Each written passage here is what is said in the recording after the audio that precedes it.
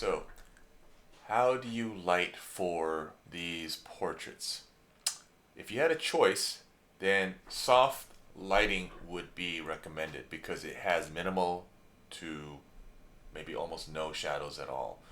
Some examples of locations include like open shade or closed shade. Closed shade meaning there's actually like a roof um, over the subject's head. An overcast day is ideal. Window light, and of course, if you need to use, if you had no choice but to shoot under direct sun, what you could do is use what's called a diffusion material, and I'm going to show you that in a few slides. So open shade, this is also discussed in the previous pages within this module. Open shade is a quality of light that is offers a very minimal to no shadow presence on your subject. It is created by placing your subject in the shadow of, let's say, a building, but yet it is open to reflected light. It's open to the sky. This is an example of that. There's very minimal shadows here, and it's very soft quality of light.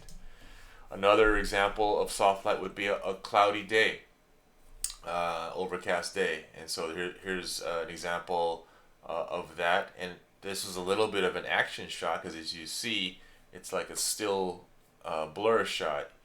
We have his face rather still, and the boy is actually moving leaves, and it's got a little bit of a blur, so it's got that still blur shot there. Another example of soft light would be window light, and this is the quality of light you'd get when you are near a window. And again, this is not direct sun coming through the window. This is reflected light coming into the window, causing this very soft quality of light. Here's another example. If you notice the shadows on her face, they're very gradual. You can see it on her cheek here from light to dark. It's very, very gradual. It's not abrupt at all. The key here is to get your subject as close to the window as possible. And this window serves as a large light source, causing the light to wrap around your subject. If you have to shoot under direct sun, you could get yourself a diffusion disc. These can be found on Amazon. What they're called is a 5-in-1 reflector. And if you remove the cover of the reflector, you will see this material, which is a diffusion disc. The material itself is very similar to, like, say, a shower curtain. A shower curtain will allow some light to pass through, but not all of it, but it does soften the light. It actually diffuses, it spreads the light out. So if you notice that, without this diffusion disc, look at the assistant's shadow. Look at her leg. It's a very distinct, sharp shadow. Look at the shadow of the diffusion disc over here. Very sharp. Even under the trees here, side of this building. Very hard light. That's a cloudless, sunny day, and the sun is a pin light source from really far away, right? So it's relatively small, and causing a really hard quality of light. However, if you put this diffusion disc between the light source and your subject, look at the close-up of her. Very, very soft shadow. So it's actually creating a very soft lighting situation with this diffusion disc. If you have to shoot in direct light and you don't have a diffusion disc, then think about the time of day that you're shooting. This was shot a little bit earlier in the morning, definitely not noon. There's a little bit of an angle still coming on his face. It's not quite going straight down. I would say to almost mid to late morning. Okay, so it's still possible to shoot with indirect light, but you can also position your subject in a way that it would be more flattering on their face as well. Here's the use of what's called a fill light. So that 5-in-1 reflector that I talked about in the previous slides you would use it in this manner.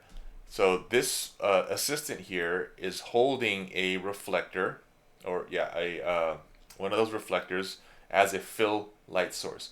Fill light basically is it's like a secondary light source where the sun is hitting that reflector and the reflector is bouncing light into the scene. In this case, the scene includes a subject here, a person, and the photographer is right here. So imagine the sun coming in, bouncing off the reflector and into the subject. Okay. Here's an example of it working with window light. So here's a picture, it's soft light, right? We see the light and shadow, it's gradual, but we notice that it's getting darker the farther away the subject is from the window.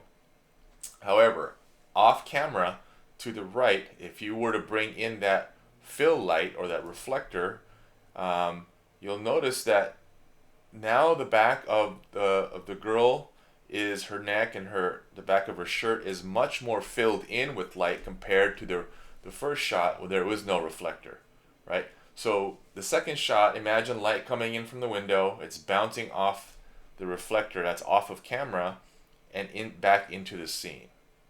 So that's how you would use one of those reflectors in your portrait photography work. So just to recap, we got these types of formal and posed portraits, the headshots, 3/4, the full. Then there's the environmental, which makes a connection between the subject and their surroundings. Then there's the interpretive, which pretty much turns the traditional portrait on its head by not even including the person's face in the shot. Then there's candid, which is where the subject has was not aware that you are photographing them. This does not include live performances or athletic events, etc. Find some moments that it could be at a party, it could be at a gathering, it could be at street photography as well, where you're out just observing people in everyday life and capturing interactions between people. Okay. And then the lighting techniques discussed in this video were diffused or soft light, which is open shade, cloudy, diffusion disk. Or if you're going to use direct light, try to find the appropriate time of day, avoid middle day, and you could possibly use a reflector if you do have one. And that's it.